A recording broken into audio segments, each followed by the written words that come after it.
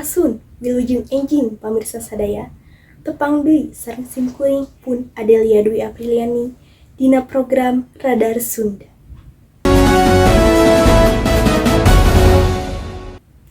Dina poe Ahad nu geus kaliwat, di kampung Manggi Silir, tepatna tabuh 10 enjing, parantos aya hiji kajadian anu ngahebohkeun warga salempur.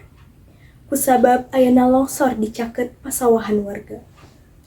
Tina kajadian ieu sakedikna hiji warga pupus anu jenenganna Bapak Sobri tukang kuli macul.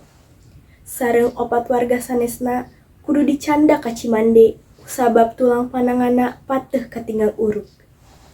Dina ayana kajadian ieu urang sarerea kedah waspada dina sagala hal supados teu aya deui kajadian nu sarupa. Pamirsa, mung sakitu pidangan warta dina daget ayeuna. Ngawakilan redaksi Sunda TV, simkuring pun Adelia Dwi Apriliani, seja amit mungkur amit mundur, nedahapunten dina sadaya kalepatan, wilujeng enjing.